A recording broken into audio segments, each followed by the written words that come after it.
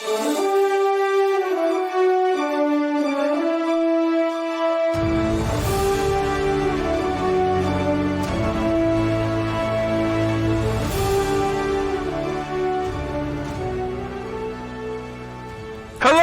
and welcome back to Archives of Fabella Daily, the podcast creating villains in a magical world. Today is November 14th, equal to Scorpio 23rd. Books are available on Amazon. Please rate and review the podcast on iTunes, or wherever you listen to your podcasts. And hit that subscribe button for more great stories right in your feed. November 14th, 1990 is the date after German reunification. The Federal Republic of Germany and Poland sign a treaty confirming the Oder-Neisse line as the border between Germany and Poland. But in the magical wonderland of Fabella, one of the most notable villains in Fabella was born. I'm Dylan Foley, and this is Archives of Fabella.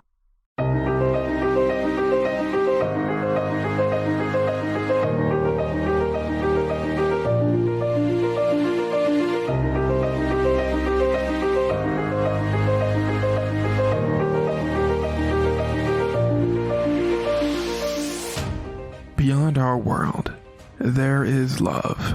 Beyond our world, there is war. Beyond our world, there is life. Beyond our world, there is Fabella. Scorpio 23rd, 5990 FY Fabella year, equal to November 14th, 1990 AD Earth year. Where is the line drawn between animal and people? That's a question that has plagued Fabellan scientists for centuries. As you can imagine, and if you can't, that's okay, Papa Foley will explain it to you. The magical world presents a lot of questions we don't have to face in normal society. One of these is the fact that you have creatures like sphinxes, giants, and fairies, who are very clearly not classified as people, but can speak with near-human intelligence. How do you draw the line between man and the beast with this kind of society?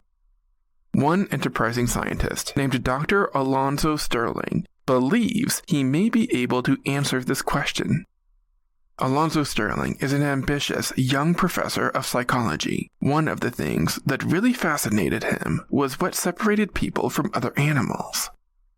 With approval from Meyerfall Institute of Scientific Research, stationed approximately where Philadelphia would be on a map of Earth, Dr. Sterling concocts an ambitious experiment.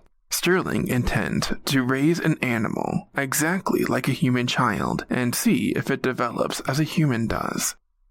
The creature he selects is none other than one of the most savage beasts in Fabella, a chupacabra.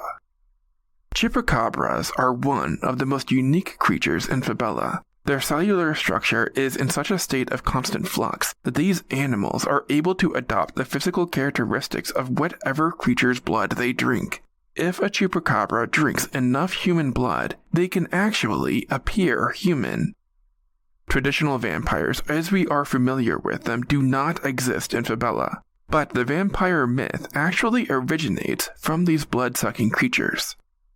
On Scorpio 23rd, Alonzo Sterling and his wife Libby, who was also a scientist, launched this unorthodox experiment. They acquire a newborn female chupacabra from a wildlife sanctuary. The chupacabra, whom they name Delphine, shares the same birthday as their newborn son, Kylan. For several years, the Sterlings raised Delphine in their home alongside Kylan. Delphine is regularly fed a steady diet of human blood to help her achieve a human appearance. Other than that, Delphine is treated just like the daughter the Sterlings never had. Delphine and Kylan are treated exactly the same way. They play with the same toys, sleep in the same type of beds, and even bathe together 7 days a week, 24 hours a day, in an identical fashion as a human child. In one test, Alonzo Sterling analyzes how the infants respond to a game of peekaboo. Libby calls out to her son and hides behind a piece of cardboard. Alonzo then times how long it takes Kylan to navigate around it and find her. Then Alonzo tries the same thing with Delphine. The Chupacabra completes the test faster than Kylan. Alonzo Sterling feels like he is on the verge of a scientific breakthrough. It seems like Delphine's intelligence can be developed just like Kylan's. Delphine continues to keep pace with Kylan's development until the progress suddenly takes an abrupt twist. Delphine starts physically abusing Kylan. The 5-year-old Chupacabra starts to become increasingly violent. Concerned with his son's safety, Alonzo Sterling ends the experiment and returns Delphine to the wildlife sanctuary. There, Delphine experiences harsh treatment, going from being treated as a human child to an animal raised in captivity. The shift so early in life destroys Delphine psychologically. The damage is irreparable and sets her on a path to becoming one of the most savage villains Fabella has ever known.